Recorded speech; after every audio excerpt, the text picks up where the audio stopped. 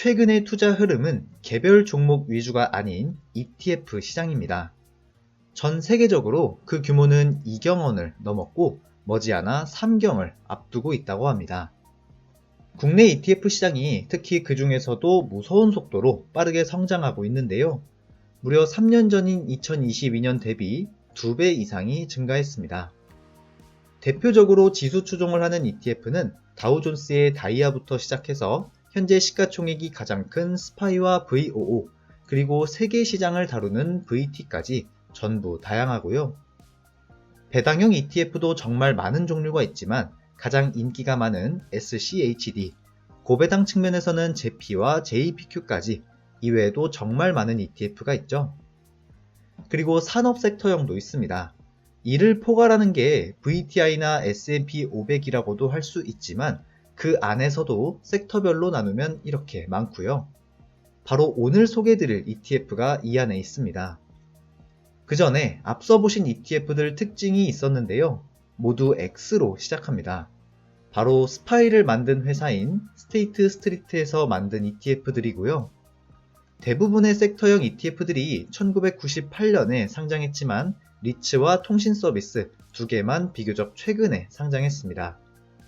리츠의 경우 VNQ가 2004년에 상장하긴 했지만 워낙 장기 성과가 저조해서 이번 영상에서는 제외하고 다루도록 하겠습니다. 이 섹터들 전부 역대 수익률 순서대로 보도록 하겠습니다. 뒤늦게 상장한 섹터 ETF들을 제외한 나머지를 비교해보면 역시 QQQ를 이기는 섹터는 없었습니다. 그나마 비슷한 형태의 XLK가 근접했고 소비재 ETF인 XLY가 그나마 QQQ와 가장 근접한 성과를 보여주었죠. 이번엔 최대 하락폭을 의미하는 MDD를 보겠습니다. 역시 하이리스크, 하이리턴이었는데요.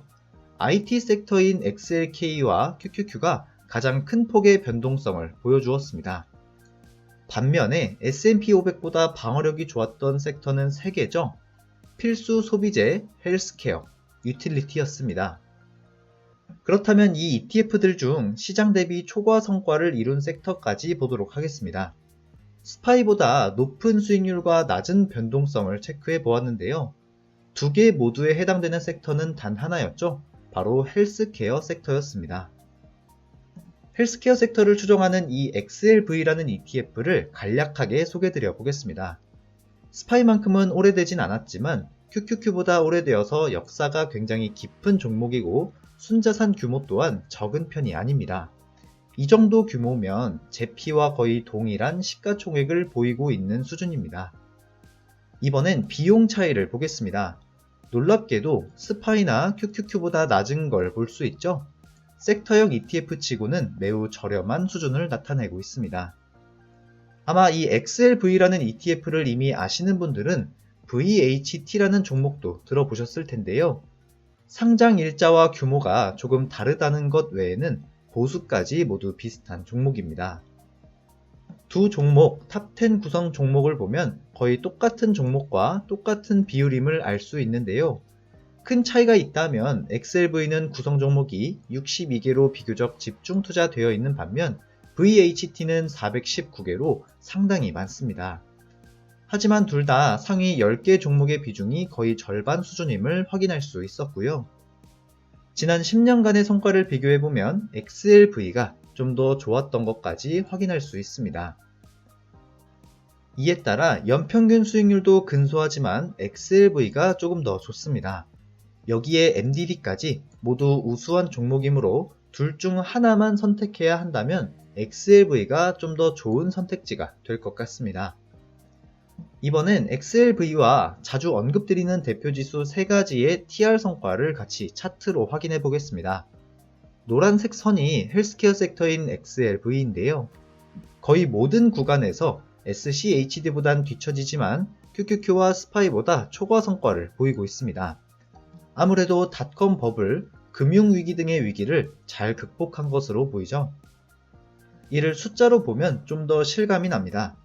연평균 수익률은 S&P 500을 초과하는 성과를 보였고 방어력이 그만큼 좋다던 SCHD보다도 훨씬 좋은 마이너스 35.53%라는 아주 우수한 MDD를 보여주고 있습니다. 이번엔 XLV가 상장한 이래로 마이너스로 마감을 한 해만 정리해서 보여드리도록 하겠습니다. 먼저 앞에 3개는 닷컴 버블이죠. 스파이나 QQQ에 비해 상당히 선방했음을 알 수 있습니다. 특히 2001년과 2002년에는 거의 제로 수준으로 마감한 데에 비해 나머지 두 ETF는 상당한 타격이었죠. 여기에 나와 있진 않지만 2008년은 금융위기가 있었던 해로 SCHD 또한 마이너스 40% 수준을 기록했었는데요. 여기서도 비교적 마이너스 23%대로 선방한 결과입니다. 그 밖에 2016년과 2022년이 있는데요. 각각 마이너스 2% 수준으로 큰 하락은 역시 피해간 것을 확인할 수 있습니다. 여태 저희 채널에서 다룬 ETF 중 가장 MDD가 우수했던 종목은 디보였는데요. 이 디보의 상장일자인 2017년부터 동일기간 비교를 하면 연평균 수익률은 1% 내로 차이가 거의 없다시피 하지만 MDD는 말도 안 되게 좋은 모습을 보이고 있습니다. 이 정도 수준의 MDD가 얼마나 안정성이 높은 건지 실감이 잘 안 나실 수도 있는데요. 안정적인 주가 흐름으로는 1순위 ETF라고 꼽히는 제피와의 수치와도 거의 동일한 수준입니다. 심지어 안전자산이라고도 불리는 금보다도 훨씬 높은 안정성을 보이고 있네요. 한 문장으로 요약하면 이 헬스케어 섹터를 추종하는 XLV는 시장 지수인 S&P 500보다 역사적으로 초과 성과를 달성했을 뿐만 아니라 그 어느 ETF와 비교해봐도 안정성이 매우 높다는 것을 알 수 있었습니다. 이 ETF가 지금 매수하기에도 괜찮은 상태일지를 보도록 하겠습니다. 올 한 해 스파이와의 성과 비교 차트입니다. S&P 500 지수가 최근 변동성이 커지면서 고전하고 있는 반면 헬스케어 섹터는 아주 잘 나가고 있는 걸 볼 수 있는데요. 이를 설명해주는 자료를 하나 보여드리겠습니다. 바로 주식시장의 섹터별 사이클인데요. 현재 주식시장이 피크를 찍고 내려오고 있는 추세이죠. 따라서 개인적으로는 현 상황이 세 번째 칸인 후퇴기로 접어들고 있는 국면으로 보여집니다. 이 후퇴기 사이클에서 보시다시피 IT를 대거 품고 있는 QQQ가 최근 하락세로 접어들었고 이러한 국면에서 가장 큰 빛을 발하는 섹터는 소재, 필수 소비재, 헬스케어, 에너지라고 설명하고 있습니다. 심지어 필수 소비재와 헬스케어는 그 다음 사이클까지 좋은 전망임을 알 수 있죠. 이번엔 이 종목의 배당에 대해서도 살펴보겠습니다. 우선 1.54% 수준으로 높은 배당률은 아니지만 5년 배당 성장률을 봤을 때 나름 준수한 결과치입니다. SCHD의 5년 배당 성장률이 11% 수준이니까 조금은 뒤처지는 듯한데요. 역대 배당 역사를 보면 굉장히 탄탄한 배당금 지급 수준을 보이고 있습니다. 장기적으로 봤을 때 큰 배당 삭감 없이 꾸준히 상승했다는 것을 알 수 있고요. 2000년부터 지급된 배당금을 봤을 때 닷컴 버블 직후인 2004년과 금융위기 직후인 2009년에 배당 감소가 있긴 했지만 굉장히 적은 폭의 삭감이 있었고요. 2019년의 경우 연말 특별 배당금이 있었기 때문에 2020년에는 배당 삭감이 된 것처럼 보일 수가 있습니다. 해당 기간 동안의 배당 성장률을 모두 계산하면 연평균 15.76%의 배당 성장이 있었음을 알 수 있는데요. 우리가 알고 있는 배당 성장 ETF 중 거의 가장 좋은 수치를 보이는 것 같습니다. 2000년부터 동일 기간 스파이의 배당금과 비교해봐도 배당 성장률의 차이가 굉장히 크다는 걸 확인할 수 있고요. SCHD가 상장해서 배당금을 정상적으로 지급한 2012년도부터의 데이터로 같이 비교해봐도 약 2% 수준의 차이인데요. XLV의 변동성이 더 우수했던 만큼 이 정도 수준의 차이면 크게 부족함이 없다고 느껴집니다. 이 헬스케어라는 분야가 전통 가치주라고 느껴지시는 분들도 있겠지만 제 개인적인 생각은 성장주에 훨씬 더 가깝다고 보여지는데요. 그 이유는 고령화 사회이기 때문입니다. 이 문제는 세계적으로도 증가 추세일 뿐만 아니라 미국의 고령화 문제도 벌써부터 문제가 되고 있는 수준이라고 하죠. 오죽하면 지금은 초거대 기업이 되어버린 엔비디아도 헬스케어 시장에 참여하려는 움직임을 작년부터 보여왔습니다. 비만 치료제로 유명한 XLV의 1순위 비중을 차지하는 일라이 릴리, 여기에 알츠하이머 치료제를 만드는 에브비, 뇌전증과 우울증에 대해 신약을 개발하는 존슨앤존슨, 암 치료제로 유명한 머크의 지속적인 신약 개발까지 이 제약회사들은 고령화 사회에 간접적이 아닌 직접적으로 영향을 주고 있는 기업들이죠. 워렌 버핏의 명언을 하나 보도록 하겠습니다. 첫 번째 룰, 절대 돈을 잃지 말아라. 두 번째 룰, 첫 번째 룰을 잊지 말아라. 저는 개인적으로 이 문장을 변동성이 적은 자산에 투자하라는 말로 해석하고 있습니다.